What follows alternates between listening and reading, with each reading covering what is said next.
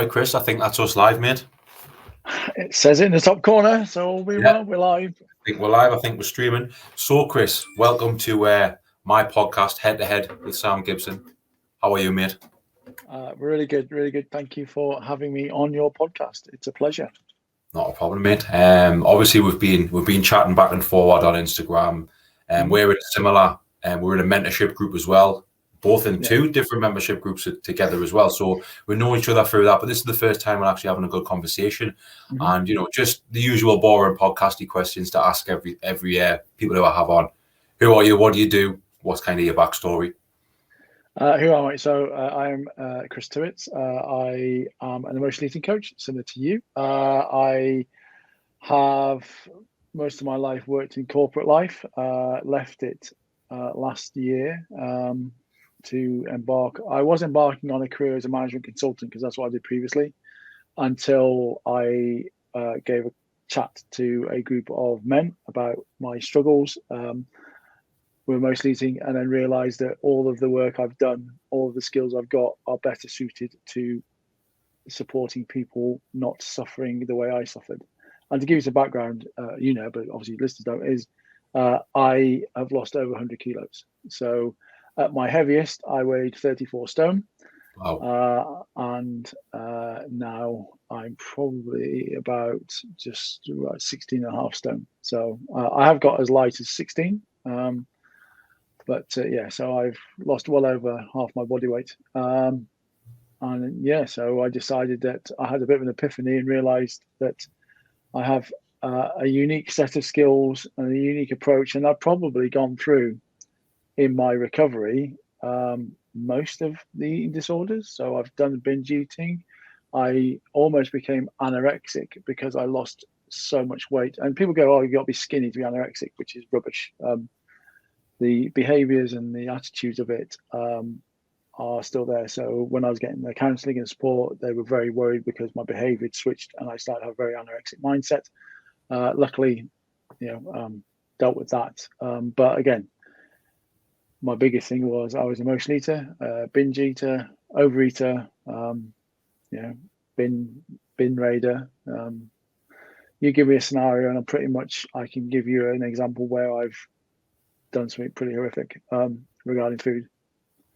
Yeah, amazing, mate. 100 kilos. I mean, that's 220 pounds, half your body weight, like you said. And you mentioned a great point there, Chris. You said, at one point, you were almost demonstrating anorexic behaviors, and on the surface, to maybe someone who doesn't know eating disorders and emotional eating like us, you would think, "What, anorexic? That's for catwalk models, who are size 0."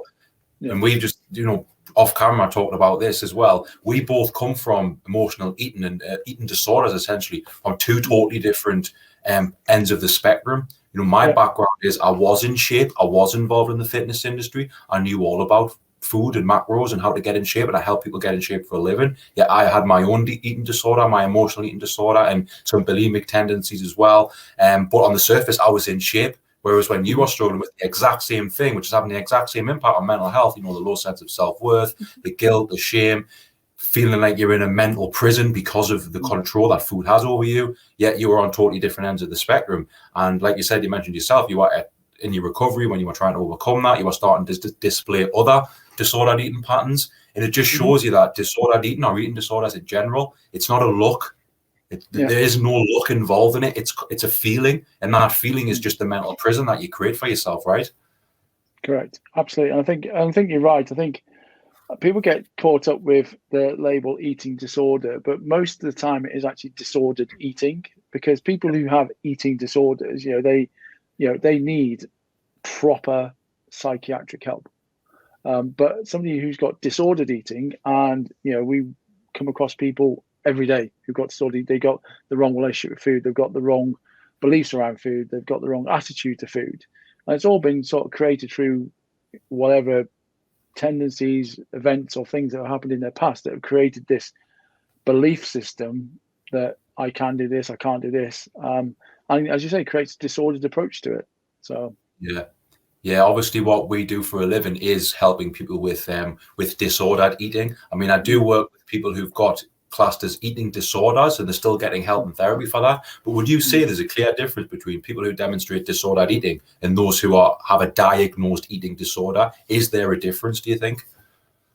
I think there's a difference in the extent and the level that people will go to, because I think a lot of, if you've got, I know through my work I did with Overeaters Anonymous and being a sponsor, I've worked with anorexics, and that mindset it's a hard one to get, but the process and their behaviors are still similar to the behaviors and processes in overeater users. They're just at different end of spectrums.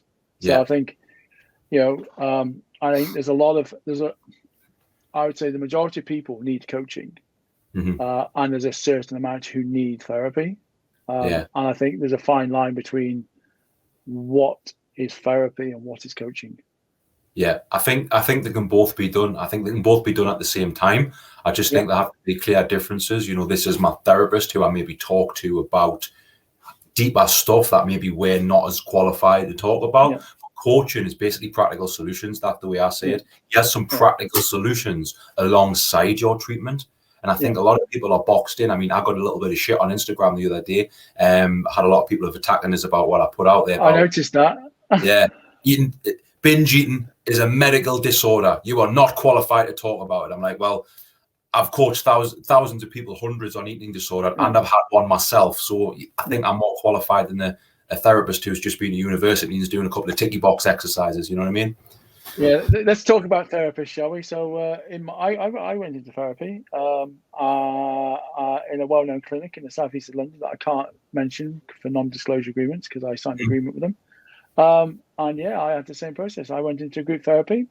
There was this, very clever, very attractive 25-year-old therapist who was perfect weight, perfect height. In shape, completely perfect. And coaching a group of overeaters, therapy group of overeaters who she'd probably never looked at a Krispy Kreme donut in her life. Right? And she's going to the group and you're looking at her going, love you ain't got, and her whole response was just textbook, follow. You'd say it, and that was her response. You say it, so I was like going, you're not helping me. Eventually I got really quite agitated and threw the chair against the wall and had a couple of very friendly orderlies who had a conversation with me. And then even when I had a session with the chief psychiatrist, again, he was running through some things. I was like going, I'm just not buying it. And don't get me wrong, therapy is great. Therapy has a really sensitive role for people, but it isn't always, the answer. And when you've gone through things in personal experience, you know how it impacts you and how it impacts others. And again, I am not a therapist, right? And there's a role for them, and I totally agree with that. But sometimes people, you've got to have that empathy. You've got to have that understanding. You've got to know where people have come from. And if you don't, then quite simply, it can be just be a box ticking exercise. And you all know as well as I do, if it's a box ticking exercise, you'll lie to the therapist. You go, yeah, I've done this. Here's my food journal. I filled it in the car on the way to go and see them. Have you stuck to it? Yeah, well, you've done really well. I haven't lost any weight. Well, you've done really well. Look, you've completed the food journal. It's just a box ticking exercise. Yeah. I've got a different backstory to that. I have not been through therapy myself for that. But what I figured out, you mentioned it before about the behaviors and the tendencies of people who are maybe struggling with anorexia, bulimia, and overeating and binge eating, they're kind of the same thing. You do something because you get something from it. And in that moment, when I was struggling with my emotional eating, I was trying to do a bodybuilding show and I was in great shape. I was 6% body fat. I had veins in my arse cheeks. That's how shredded I was. Yet I still used to struggle with binge eating and emotional eating because I was unemployed at the time in my life. My relationships were on the rocks. I was very angry and I was feeling a lot of guilt and shame about this, crazy prison I set myself up for myself. That I have to look like this and these standards have got to be that. And if I'm not doing it, I'm not worthy. I took it out on other people. And, there was points when I'm putting my fingers down my throat, making up, washing up liquid with water and salt, drinking it to throw it up and shit. I mean, at the time, I was just doing whatever I did to try and undo the binge. And what I was looking for was certainty because there was nothing else in my life that I had in control. There was such an emotional void with my relationships, with my finances, with my mental health. that the only thing that I thought would solve my problems was if I got this perfect body. Yeah. So it was certainty. And when I realized it was certainty that I was craving, because I was totally uncertain in all these other areas of my life, when I took the focus off the way I look and said, right, if I get certain in these other areas, this food will not have control over me. And that is the way that I undone this eating disorder. I don't have it anymore. I totally cured myself. Why? Because I realized in that moment, I thought that having this body would make me happy, because that's all I had in my life. It's the only basket I had. I had one egg, one basket, and that was it. Yeah. It was because of the emotional void in the other areas of my life that I was avoiding, that food was filling the answer. Yeah. Yeah. And Yeah. that's all it is. Yeah. Certainty. And I agree. And I say to people quite a lot, in my past, that, if you think about a chair and it has 4 legs, if your leg, if you've only got one stable leg, your chair is very unstable and it wobbles, and then eventually it'll fall over. And that's, the same approach I took with my mind, is that, the only constant, again, I threw myself into work, and that was my constant. When work didn't work, when work was difficult or challenging, then I had to find a way to soothe it and ease it, and it was either booze or food. And booze made me feel tired, lethargic. I couldn't focus, so I turned to food because it got me through working all nighters. It got me through. I couldn't drink all night because I couldn't focus, but I could eat all night. I could go grazing, hunting down takeaways and everything else to get me through the night. So yeah, I think what people don't realize as well, Chris, food, it's been imprinted on my brain since we were born. As soon as we are born, sounds a bit disgusting, but we'll come out of the womb. Yeah, the midwives pick us up, give that, I don't know if they do the little slap anymore, they might not do that anymore. And the baby cries to check if it's breathing all right. And a couple of hours later, it's crying. Oh, you feed the baby. That's subconsciously being programmed on our brain. When we feel discomfort, we look for food. Food is life. It's our energy for life. So people don't realize, since childhood, since we've been born, we've been using food for a source of comfort. That's all it is. And in that moment, in times of stress and uncertainty, if we don't know how to change the emotion we have, we're trying to avoid that emotion so much. Like, I knew if I felt anxious, that's how I had an emotional eating, really. It was anytime I felt anxious and having a panic attack, I knew if I went downstairs and ate 10 bagels with jam on, I would have a carb coma and get to sleep and I'd be all right. So I knew at this moment I had this paradox between, I want to look like this, but this food makes us feel better when I feel down and depressed. What do I do? And I felt trapped. And I didn't realize it's been subconsciously programmed on me that food is comfort. And it wasn't until I realized that it's a go-to stress response. It's not a mental health issue. It's a go-to stress response. It can be left to a mental health. It can manifest into a mental health issue if it's not kind of diagnosed, treated, or you're not aware of it. It will manifest into that. But in that moment, I cured myself and hundreds of other people I've worked with by going, right, what's the strategy behind the scenes? It's not this food that you want. It's the feeling it gives you. That's it. And that's it, 100%. I think, and what's interesting is obviously, we have come from different backgrounds. And I think when I'll be quite contentious here to, all these people who want to get shredded in that. I've never seen somebody on one of those competitions actually have a happy life. I've never seen, they don't, if your focus is having this perfect body to do a competition, then you're not eating properly, you're miserable, you have no sex life, you have nothing in your life apart from looking great. And then what do they do as soon as they finish the competition? They go and binge. Yeah. But hey, life's about having your personal choice, and some people do it really well and some people don't. But when we look at, I know when I've done the 12 steps program, I've worked with people, food is the hardest problem to overcome, because unlike drugs, unlike alcohol, unlike gambling, even shopping, you can eliminate them, right? Because you can abstain, but food, you have to eat to live. It's everywhere. It's so easy. You can get a takeaway in 5 minutes. And nobody even gives it. Nobody, and you all know, working clients. When people fess up and go, "Yeah, I've got a problem with food," their friends just laugh at you. You're just a greedy bastard. Well, perhaps that could be true, but actually, no. If that's where I get my comfort, that's where I get my joy. If that is the only thing in life that's my constant. If I'm in a relationship where, I get shit, I get beaten, I get treated like rubbish, and actually the only thing that's good in my life is, that bar of chocolate. It's the only thing that's never let me down. My parents let me down, my kids let me down, my partners let me down. But guess what? That bar of chocolate's never let me down. Well, there's a lot of undoing of that to make people feel, what are you going to replace it with then? What are you going to put in your life that's going to actually not give you that same feeling that eating that kilogram bar of dairy milk is going to do, or eating that tray of donuts is going to do, or that double Domino's pizzas is going to do, because it's never let me down. Food never lets you down, does it? Yeah, exactly. I mean, we know that you can't just eliminate a habit, you've got to replace it. However, with food, it's hard to replace, because you can't replace it. You've just got to tweak how you view it. But I honestly think food, well, you know yourself, it's not the food you want, it's the feeling it gives you, because there's an emotional void. I think you've got to take a back step, and you've got to look and be honest with yourself. What areas of my life am I not happy with? And obviously you're doing the same consultations, I guess, when you join clients join your program and you ask them about where that, just the background, that pain points. I'm seeing common themes all of the time. Work, stress with their relationships, stress about their parents, their kids, lockdowns, not having a purpose, not having anything that makes them feel like they are connected to their values, not knowing what their values are. It's an emotional void because they're not fulfilled with their life. The lowest form of fulfillment is a full belly.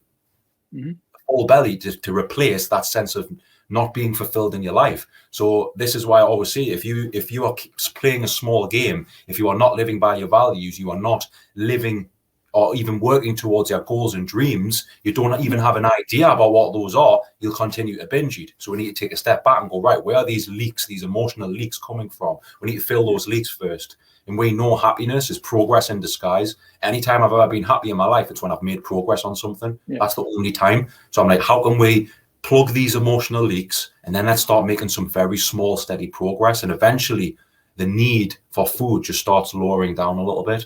And it's not as much as a burden as it once was. I think the only way to eliminate binge eating is to plug those emotional voids. Yeah, it is. And I think, as you say, it's when people are identifying their triggers, identify what's the randomness of somebody going, I'm going to eat a whole box of cereal today. It's like, well, okay, what caused that? Why, what has been that trigger that's made it? Where's it come from? And how did you get to this point beforehand? What just said today I'm going to now, or even now, I'm going to eat it? And then you see people who do binge, and then they carry it on. It's like, well, if you take the approach we had, any anonymous program, you would say, you have to say each morning you wake up and today I'm going to get through the day and I'm not going to binge eat. Because actually, if you said this to anybody who's got a real problem, like if I said to an alcoholic, you're never going to drink again, they'll go, well, I can't see that. I can't believe that. But if you say somebody's binging, well, no, we're never going to binge again. In their current emotional state, they go, I can't see that. But if you said, you're just not going to binge eat today, you're going to give you the tools and techniques not to get through today. And then all of a sudden, one day becomes 2 days, becomes 3 days, becomes 4 days, becomes a pattern, as you said. You've then created these new habits in them. So actually, they don't do it. But if you say something at the very beginning, oh, well, it's never going to happen, they have to accept that something is going to happen. Life isn't perfect, and things are always going to throw you up in a way. And if you create it so that you don't go off the wagon, you see it. People will go, oh, I failed last Thursday. Oh, I'm going to give up. And then Friday they hit it, Saturday hit it, Sunday hit it. I'll start again on Monday. So what's the point? If you've binged, just go, okay, forgive yourself. Forgive yourself for doing it. As soon as you forgive yourself, you haven't got the guilt and shame there, because you go, well, I've done it. Okay, that's it. And I move on. Whereas having that binge and then having that guilt, having that shame, then all you're doing is self-perpetuating, and your negative inner critic's going to go, told you not very good, and it'll just keep feeding it, and then you kick into those behaviors, and you don't really. What you have to do is just break that cycle and then say, okay, I've done it. People do it. I'm not saying I'm in recovery. I've been in recovery for 4 years now, but are there times when I've ate a bit too much? Yeah. Do I beat myself up over it? No, I just move on and go, that's it, and I adjust things. Yeah, I said this analogy to one of my clients the other night on a call. I said, imagine there is a pizza from Domino's, a Ben & Jerry's, and some cookies on the right table. On the left table is the same thing, right? The meaning behind the one on the right table is you ate it because you were down, depressed, miserable, feeling low, and you wanted that for comfort. The other thing was you've had a great week, you've hit your targets, and you want to chill out with your partner.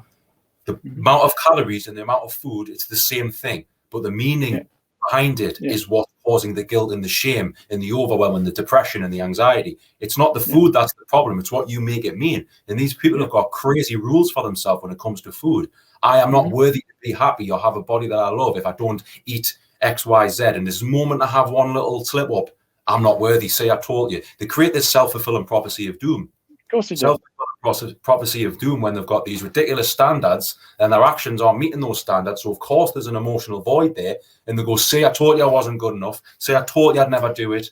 I'm not worthy of having a good body. What's the point?" It's like you've literally got to that conclusion to where your mental health is rock bottom because of these rules that you've got about food and what it means. You can just end them like that if you just decide to have a different viewpoint.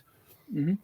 Yeah, and as you say, it's what you associate that food with. If you're coming in and you're angry and you order something in anger, not because you're hungry. It's like people who buy food, sit in the car, eat it, and then throw the wrappers when they get home, and then eat tea. That is a problem, because if you go, it's my birthday, I'm going to have a slice of cake. Well, it's your birthday. Have a slice of cake. You know what I mean? It's like, but if you sit there and eat the whole cake, well, why? If you want to eat the whole cake, eat the whole cake. But why are you doing it? Are you doing it because you want to eat the whole cake? Because you physically know eating that cake's going to make you sick, isn't it? Yeah. You sit and eat that cake, it's going to make you sick, right? But if you have one slice, it's a birthday cake. But people will just restrict themselves. They create these crazy rules in their head, going, "Can't do it. This is a bad food. This is bad. This is good." No, it's like all it is some food. Some food is more nutritious than others. That's it. The ironic thing is, people who have these crazy rules about good and bad food, those tend to be the people who are the most overweight. Yeah. It doesn't make sense. They've got these rules that this is good, this is bad. I can't have this. I'm not worthy to have that. I've got to restrict myself because I'm on this diet. Yet they're never in shape. They're always slowly gaining weight rather than losing weight because the guilt and shame associated with breaking these standards that don't exist. How many people of a larger size have you seen ordering a salad and you know full well, right, in public they're ordering a salad, you know full well as soon as they're not in public they will be eating their body weight in calories because they are soothing themselves because they were good in public, because they've got the wrong association. They'll eat a salad in public. It's like, well, no, it's like, I've been to some very nice restaurants, and you see people, you go, look, if I'm going to a Michelin starred restaurant, right, I'm going to enjoy the experience. I'm going to enjoy the meal. I don't care what the calories are. Most Michelin starred restaurants, you're not going to get high calories anyway, because you get barely any food and you have a kebab on the way home anyway. But you're going there for that food. You go for that experience. Why would you order a salad if you're going out for a meal? Why would you order a salad if you're going out for a birthday meal or you're going out for a meal with friends and family? You wouldn't, would you? I know. I've worked with a few clients lately who one of our triggers for why they were binge eating was because their confidence was low. Obviously, if you haven't got the body that you want, your confidence is going to be low. So they were isolating themselves from social occasions with their friend and family because they were scared of the food. But I said to them, what are you doing by default because of that? You're sitting in the house in your pajamas, binge eating anyway on your own. You might as well go out and enjoy the meal. Can you not see the crazy rule you've got for yourself? That doesn't exist. It's a paradox. That's why you're struggling with your self-worth and your mental health, because your rules are like two bricks smashing together, are just causing friction. They can't coexist. You've created a paradox because of these crazy rules. Yeah, and that's what you have to do. You have to strip people's rules back. And it's like if you take, one of the things in the Aretha's Knowledge program, they talk about abstinence, and then you abstain, and then you reintroduce things back into your plan. Because once you cut things out, then you can understand what your trigger foods are and what they're going to be, and then understand that and go, okay, I can factor in. But when you start creating these crazy rules over, I can't eat this, I can't do that, then all you're doing is putting so much pressure upon yourself. As you say, you're going to stay in the house and you're just going to eat crap anyway, and you're never going to actually solve the problem. And it's easy to solve once you unpick all of the, like you did. You unpicked what was going in your head. I've unpicked it. For me, the hardest thing I found is when I was actually into recovery. I was 4 months into recovery, thinking things are going flyingly, and I find myself on the edge of a building because I'm thinking, this isn't working. Why is this going so well? Why is this actually working? Why am I making progress? I think sometimes people hit that point of progress and go, like you say, you want to burn it all to the ground because it shouldn't be working for me. I don't deserve this. Yeah, and again, that's the rules you put around self-worth, isn't it? Because you've ingrained that pattern of I'm not good enough. It's hard to break that. Yeah, and I think, as you say, a lot of it is all based on the rules we created through our life, the patterns that you've had imprinted, as you say, from birth with Food is fuel. Food is nurture. Whenever you're a baby, you cried, you got fed. And then they gave a bottle, and then when you're a toddler, it's like, oh, it's all these new things, and then you get rewarded with food, or you misbehave, you get rewarded with food. It's like you get bribed with it, didn't you? When you're a kid, it's like, if you're good, you can have some sweets. Yeah. There's £1. Get to the shop. Shut up. Stop acting yourself. Yeah. Or now, obviously, when I was a kid, they didn't have drive-throughs or McDonald's, but obviously now you see kids, it's like, right, if you're quiet, I'm going to take you to McDonald's. I hear that all the time.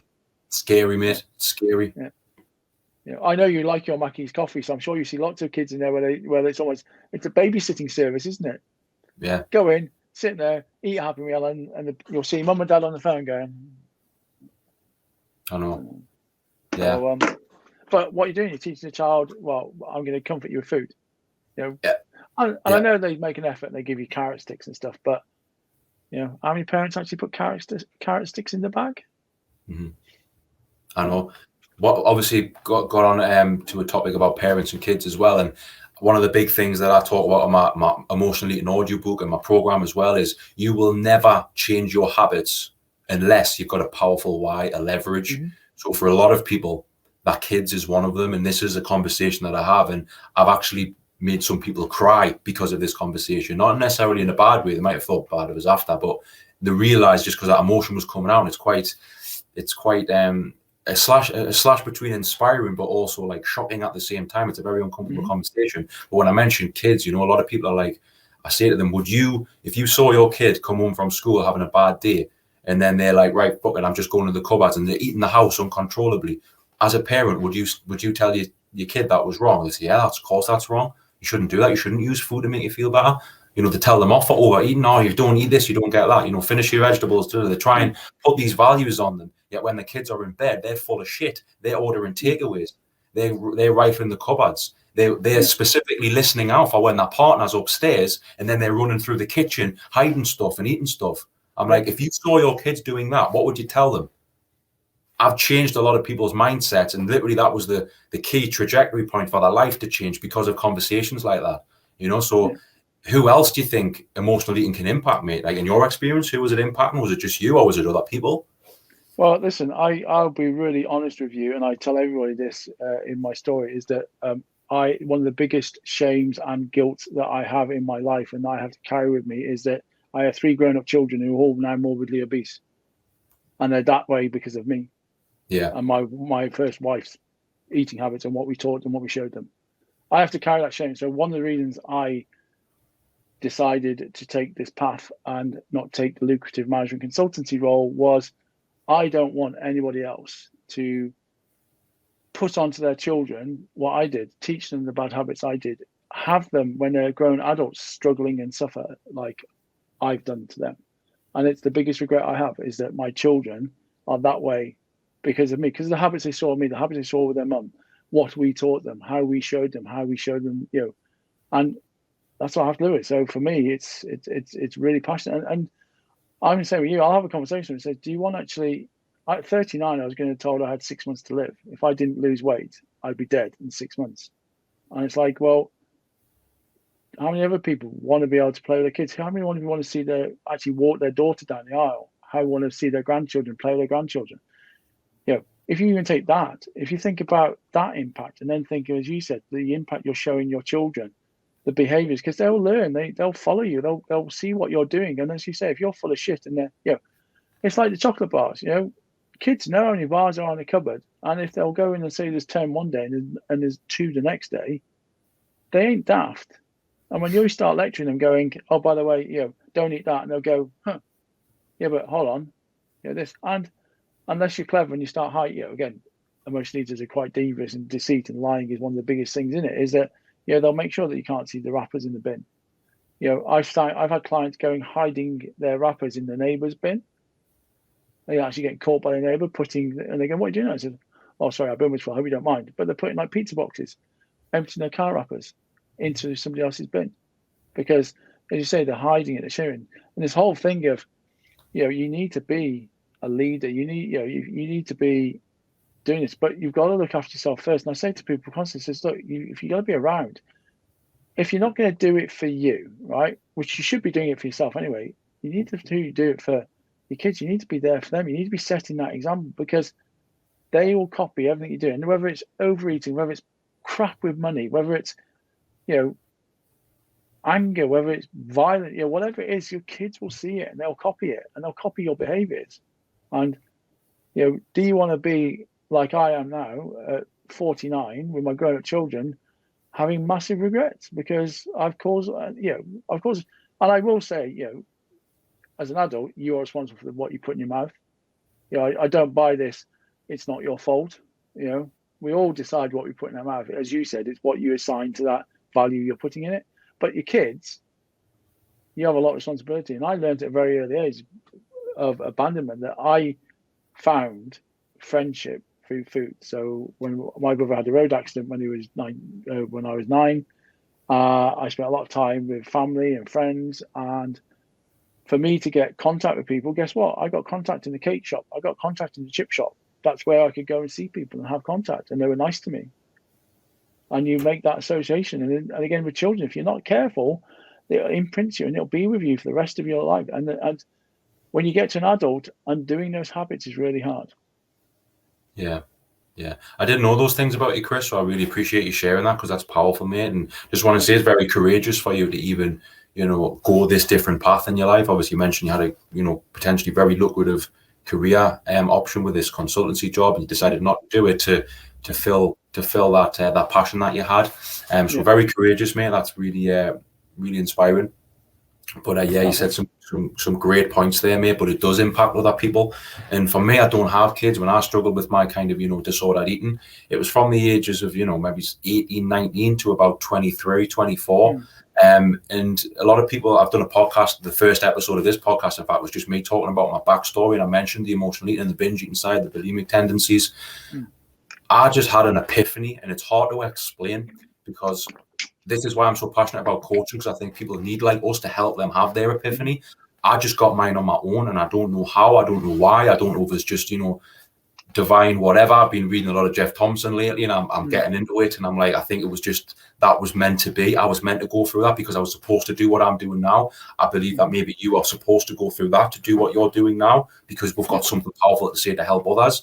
And I think if there's a way to accept your negative circumstances and go, right, it's happened, and if I run away from it and I avoid it, that void that I'm feeling will just get bigger and bigger. If I can accept it's there, and then through me try and transfer that negative energy into something positive, because it's still energy. That thing that's absolutely smacking you in the face from the universe, it's still smacking you in the face. You can transfer that energy into something else without being smacked in the face. There is no energy, just kind of going along on your normal path. You know what I mean? So the potential that you've got to come back and do something amazing after some adversity is always there. And that's one thing that I'm inspired by the most. And I kind of guess with me, it was just an epiphany.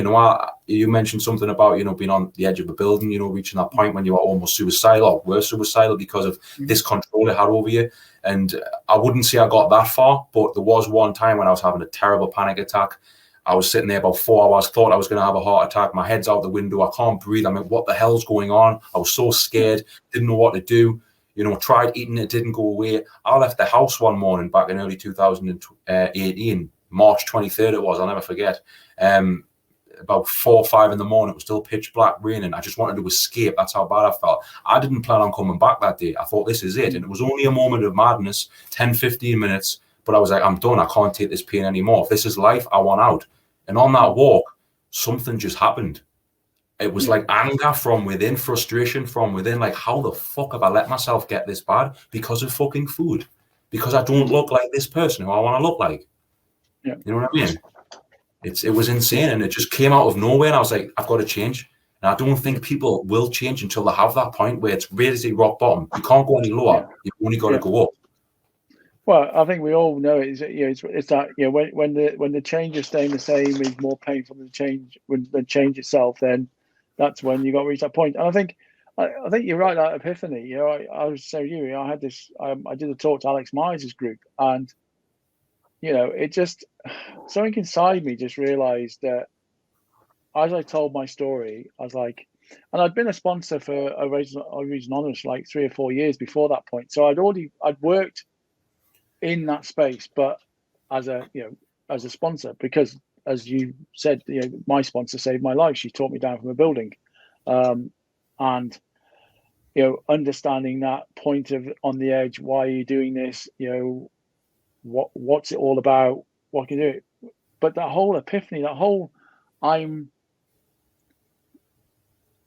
values piece, and I think the fact you don't just onto this universe and this whole higher power and doing something for good, then you have to do it. You have to follow that. And as you said, I took a massive gamble. I have gone through every single penny I had saved.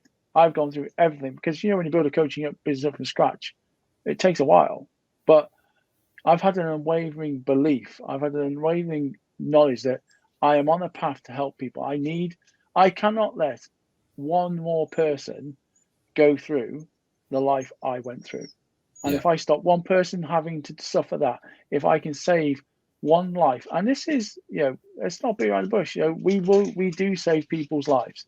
Maybe a bit grandiose, but we do, right? I've had people tell me that many times, and it's almost very hard for your ego to take, because you're like, again, that self-worth. Well, I've saved someone's life. Me, I'm just a piece of shit from South Shields who, I still get that all the time. And it's very it's humbling, it's inspiring, but it's also uncomfortable to hear. But I've got to remind myself sometimes, people have taught me I've saved their life. People have taught you saved their life. It's a great thing, isn't it? It's an amazing feeling. Yeah. But having that epiphany, having that thing, and when you are living your life, again, I'm all for open honesty. I pushed my marriage to the edge of a divorce this year because I was following this path, and she's like going, well, we had the Range Rover, we had the fancy house, we had the 3 holidays a year. Well, when you could have them, I think it's great. I think it's perfect. And you want to give that up to help people not eat? Are you mad? Yeah, I am mad, but I've had a calling like you. I know what I have to do, and I cannot let it. And I'm a believer in the universe. I will be handsomely rewarded, physically, mentally, emotionally, and financially for the job I do. Yeah, I believe that too. Yeah, I mean, I heard Tony Robbins say something the other week on a video, like a YouTube video. I was watching a bit of that. Success without fulfillment is failure, and that's why I swapped over to emotional eating coaching, because even though I had that issue, and I guess I had an element of emotional eating involved in my regular coaching program, just helping people get in shape for holiday wasn't fulfilling me anymore. And I knew I had all of this knowledge, this experience, this negative trauma from the association with food and what I made it mean to me personally. So I know what people are going through who feel like they are addicted to food, who can't stop eating, or who, like me, are in shape. Maybe they are displaying signs of, is it orthorexia, when basically they're weighing out all their food, they're trying to get in shape, they're so hell-bent. I guess that's what I had, kind of, rather than anorexia. It was orthorexia. Everything had to be tracked, everything had to be this and that. And if I binged, oh my God, I've totally broken the trust with myself. I'm never going to look like this person. Comparison to me as well was a big void. I was comparing everything to everyone else.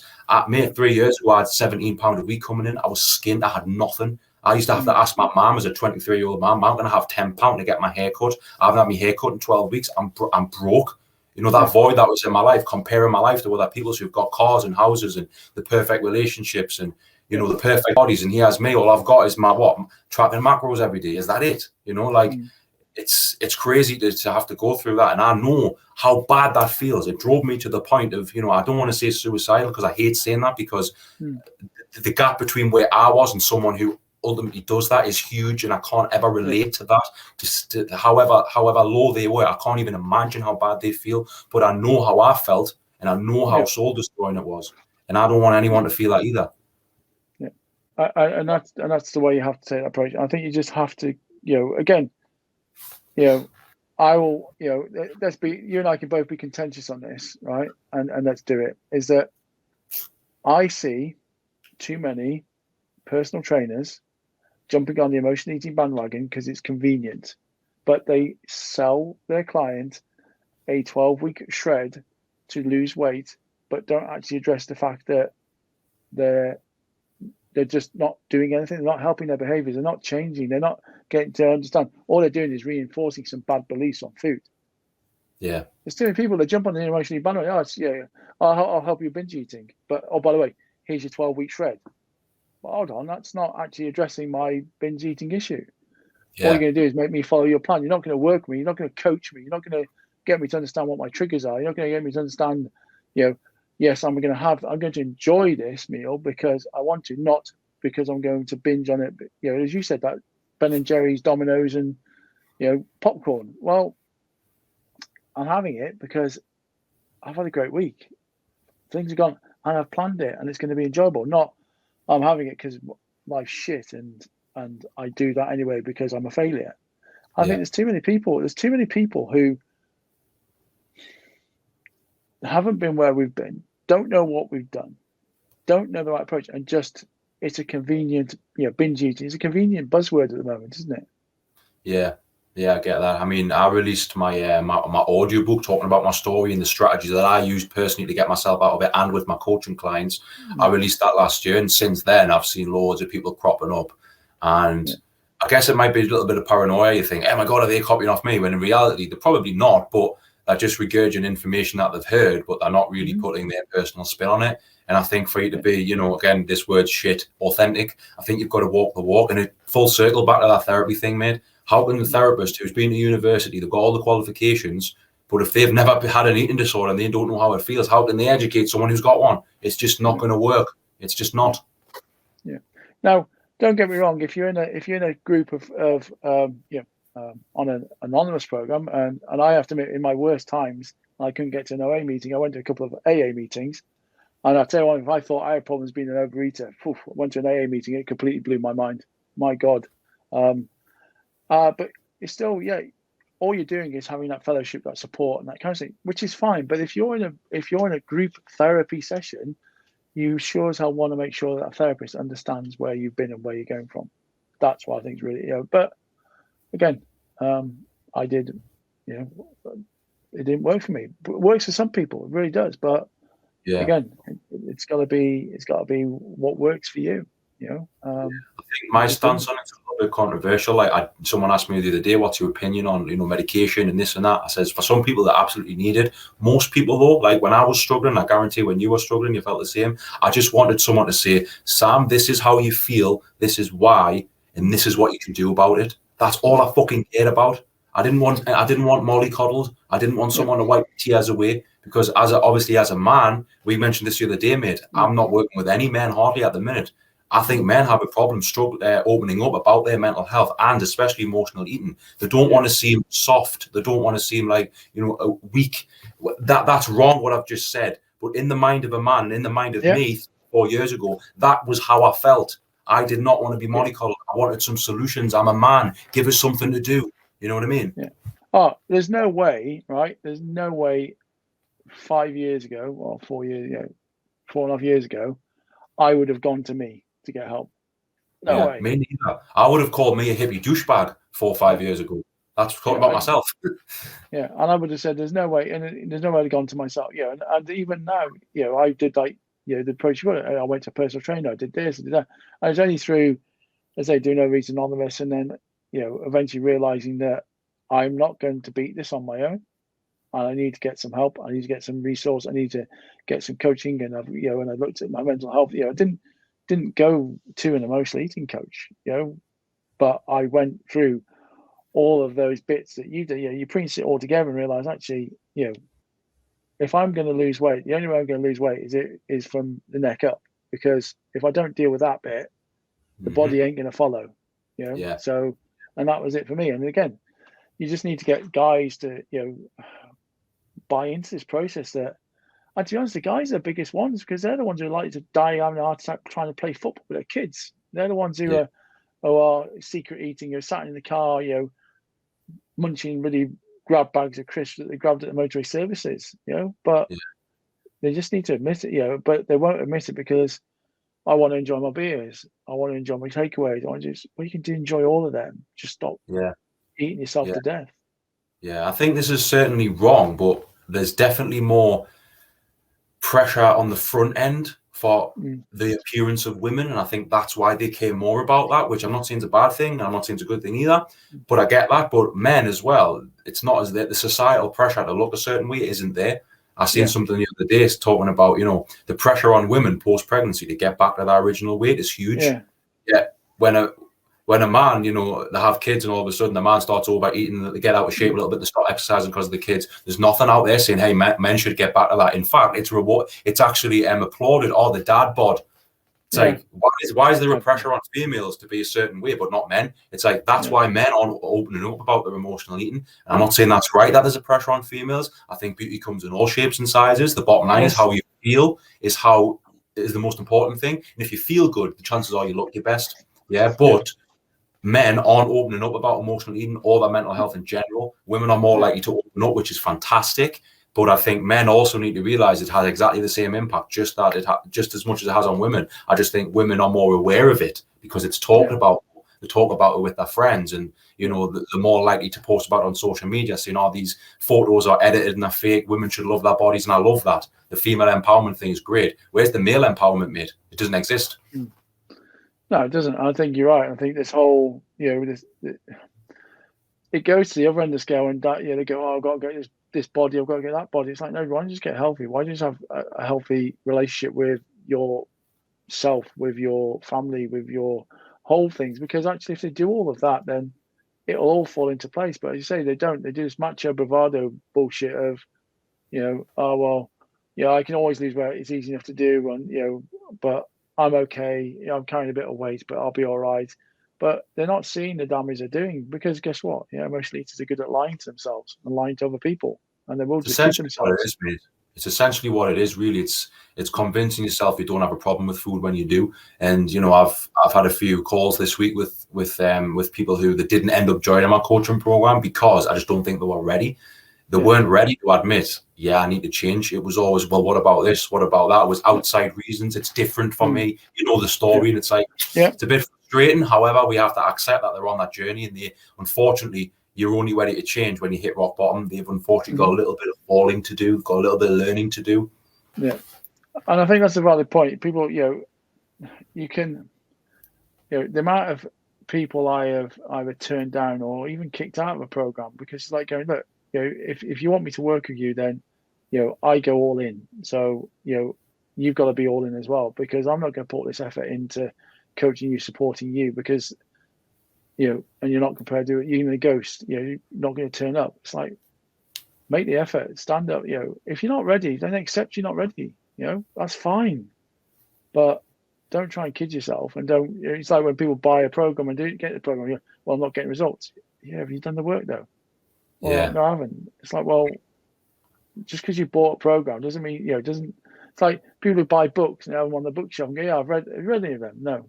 Well, you haven't learned anything then, have you? I haven't read it, but the book's shit. That classic one. Yeah, that's why I got out of the PT game, I think, Chris, because I heard the same people coming back. Oh, I've worked with such and such, such and such, such and such. They're crap, so I'm coming to you, Sam. And I'm just thinking in my head, like, you're going to be saying the exact same thing about me to the next one in 10 weeks' time. Yeah. This ain't for me. I'm out here. You know what I mean? Yeah. And I think with that, that's and I think if we can convince men to start opening up, well, that'll be a win. But I think there's a lot of work to do with them yet. So, and I think for me, the only men I've actually got through into my program have come through women who I've worked with, because their husbands have gone, oh yeah, I want a piece of that. And then the first comment is you're going to give me a workout plan or a nutrition plan? No, because you don't need one of them. I said, let's get to the bottom of why the hell you just decided that you're going to eat 4,000 calories a day. Yeah, no, I know. It's all mindset. It's all mindset, Chris, isn't it? It's literally mindset. Like the same kind of coach that you can help, a business owner stop dealing with, to deal with overwhelm and get his shit together to lead his staff by example. It's the same kind of mindset trainings you would give an emotional eater. It's all about, looking at what areas of your life you've got to avoid in, seeing what strategy is causing that void, and then seeing what can you change behind that strategy to create a new strategy. And then once you see progress, you go, I see it working. All these emotions that emotional eaters want: peace, calm, confidence, inspiration, motivation. A lot of people just binge because they've got no motivation, so they think, what's the point? Those are post-event emotions. You've got to see some sort of progress before you feel motivated, before you feel a sense of peace, gratitude, relaxation, calmness. You can't have it without taking action. Yeah. A strategy's got to be created. So just having all these problems, these emotional void in your life that you're not willing to look at, and binge eating is essentially a form of avoidance. It's a manifestation of avoidance. You are avoiding a problem in your life, so you're using food to fill that void. It's avoidance. You know, it is a form of self-harm as well. I got a bit of shit on Instagram, like I said, for that last week. It's a medical disorder. It's not self-harm. I'm like, well, it kind of is, because you are not valuing yourself in that moment. Yeah, so when I was eating myself to death and getting to 34 stone, I wasn't self-harming then. Yeah. If you are drinking yourself to death, this is the thing with food and drink. Like you mentioned before, food's so easy to get. You can get on Just Eat in 5 minutes. You can go to the corner shop. You can sit and eat a pack of crisps in front of your family, a full pack, and they probably wouldn't even say now because they do the same thing. But if I come in with 8 cans every night, people will go, oh, you know, think, oh, that's a bit of a problem. But it's the same thing. You are drinking yourself to death potentially, which is self-harm. And you're eating yourself to death potentially, which is another form of self-harm. Yeah. People are not willing to accept that food can be harmful. Too much of anything is a bad thing. You could have water poisoning if you drank water for 48 hours straight without stopping. Yeah. You can die off water. And it's funny because you say that about alcohol and gambling, and it winds me up, right? And I know it's all about personal choice, and we're not a nanny state, right? But we are to a certain extent, because all the alcohol companies pay into the Portman Group, who run alcohol awareness and don't drink and support alcoholic clinics, right? You've got Gamble Aware, right? All of the betting companies have to even run adverts to tell you to take a break, and we'll put things in. And if you're struggling, and they fund Gamblers Anonymous products. But do you ever see Just Eat, Deliveroo, McDonald's, any of these people who have really unhealthy foods? I don't actually see them being taxed. Having to go, do you realize, that, you're this whole ease of getting stuff, this whole, getting food. I went through one client's Just Eat account, and he was blowing $1,000 a month on Just Eat. Holy shit. I've never heard that one. I've never heard that much. I've heard a few hundred, but not $1,000. $1,000. Honestly, he was, the guy must have known him all personally. He was getting his breakfast delivered, mid-morning coffee, lunch, afternoon coffees, afternoon snack, evening meal, nighttime snack delivered by Just Eat. Holy shit. He must have been minted. I don't know who could afford that. Yeah. He was minted. He was minted. But I tell you what, that was the easiest sell. I said, I'll tell you one thing, give me control of Just Eat account and you can easily afford to pay for my services. Yeah. There you go. Yeah, it's insane. I mean, I've actually had clients before, like obviously, you know yourself, the price. Oh, I don't know if I can afford it. One question. How much have you spent on takeaways in the last 3 months? If it's more than £5 a day, you can afford my coaching program. Shit, Sam, you're right. There you go. I'm going to join. I've had that a few times. I've also had people who didn't like that either as well, which is, yeah. Oh, I've had that. I spoke to one guy and he was like, "Oh, that's expensive." I said, "Yes, just go back and look at your bank statements. Just go back and have a look. I'll wait." And he was, I went, "Well, that's a bit harsh." And he basically just hung up on me. And then half an hour later, he messaged back, says, "Yeah, you're right. Where do I sign?" It's like, what? Yeah, amazing. Because people don't realise it, do they? They just go through it and they're just like, because it's a couple of quid here, it's £5 there, it's £4 there. It's just, it's like, before you know it, it all adds up. And then they still go and do their weekly shop at the supermarket and spend, £150 there as well. Yeah. Again, it's not just the impact on mental health emotional eating can have. It costs fucking money to buy food. You are leaking money out your bank account. That could be going to your kids. That could be going on a coaching program. That could be going on, new clothes. That could be going on a holiday. You could do so much better. You could have so many better things with that money. If you seriously, anyone listening right now, whether it be live or on the podcast, replay, whatever, think about this, right? How much money has binge eating cost you in the past? Not just the Just Eat takeaways, the alcohol, the snacks, the extra food, whatever. Think about how many clothes that you no longer fit in, that you wish you could, that's sitting in the wardrobe. You might as well have a couple of £1,000 stashed in the wardrobe that you can't have. Think about all of the holidays you've said, I can't do. Think about all the social occasions you've missed out on. Think about all of the intimate times with your partner that you've sacked off because you just wanted to get a takeaway instead of having sex. Think about what it's costing you, all of the money, all of the potential future amazing things, your goals and your dreams. Yeah, it could be costing you far more than just your body and your mental health. It could be costing you a lot of money, a lot of future potential. Yeah, the cost of emotional eating far outweighs the cost of investing in some kind of service to help you get a handle on it.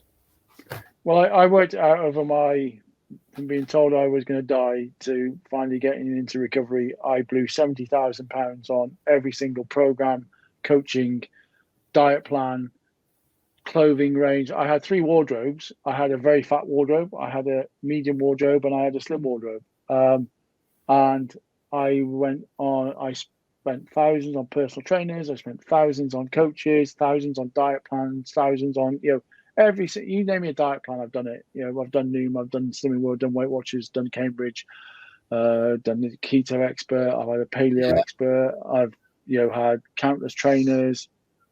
I've had countless coaches. Been on ridiculous amount of courses. And spent shitloads amounts of food on food.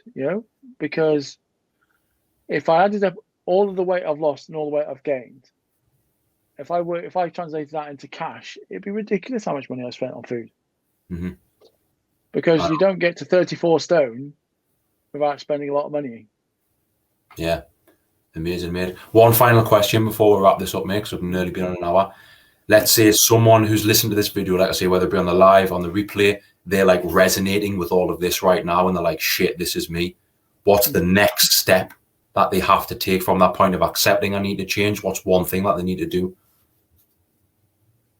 They need to, if they're ready to make that change, they need to actually go and get the help. And if, again, I'm like you, if you feel that you can't afford it, because genuinely, there are some people who can't afford it, even if they're the best thing in the world, but they're emotionally eating or what they're eating, then they just need to reach out and get some help. They just need to speak to somebody. They need to not hide and feel that pain, because there's obviously coaches like you and I, right?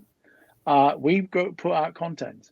We put out stuff to help, right? So, but they just need to go and get that help, not hide, not suffer in silence, not think that, going to really Weight Watchers or Slimming World is going to be the answer to their problem, but actually step up and acknowledge the problem and go and get the help that they need, but get the right help. But they've got to be ready. There's no point wasting money if you're not ready.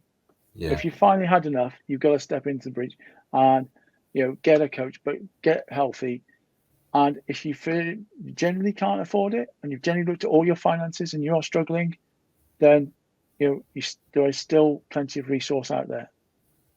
There's still help out there.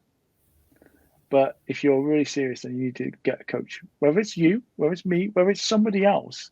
Yeah. But you got to remember, you haven't been able to do it on your own so far. So what makes you think this time is going to be any different? I know. Exactly. Yeah, great advice. I guess my one advice to someone who was at that point when I was, and maybe you were, right, I've got this problem, I need to change, I can't ignore this anymore. It's like what you said, just accept it and speak about it. Binge eating is a form of avoidance. You're avoiding your problems in life, so you're using food to paint over the cracks. The first part of eliminating that is identifying with the problem, physically speak it into existence, talk to your partner, talk to your family member, hire a coach, or look at yourself in the mirror and go, you know what, am I actually happy with my life right now? And you know what, you can't lie to yourself, Chris. No, and I think if you were to... You're not happy. Yeah, if you're taking we'll take these 12 steps approach, but I'll do it in a way you will appreciate this, right? Take the first step. Are you a bit fucked? Could you not be fucked? Second step. Third step, are you on your own going to unfuck yourself? No, you're not. So then that's when you have to step up and get some help. If you haven't got it, mate, get a copy of this. It's the best book I've ever read. Russell Brand's doing some mad stuff now. Like, he used to be just a comedian and things. I've listened to his stuff lately. Spiritual as hell. I really like that's an amazing book. So. Fantastic. I think I'll check that out. Well, Chris, we've been on nearly an hour, mate. This is some incredible value for anyone who's been emotionally eaten. I'll make sure when this is posted in the YouTubes and things, I'll put your information where you can follow Chris, because like I said, he's lost 100 kilos over the last 4 or 5 years in recovery himself. Now he does exactly what I do and help people change their mindset, transform their relationship with food, and eliminate emotional eating once and for all. Because emotional eating is a kind of disordered eating, and it's not talked about enough, and people need help, just like they would need therapy for an illness. They need help with an emotional eating disorder. Yeah. Right, Chris. I'll let you go, mate, because I think we've got another appointment at one. So I'll speak to you soon, mate. It's been amazing to have you, dude. Cheers, mate. See you later.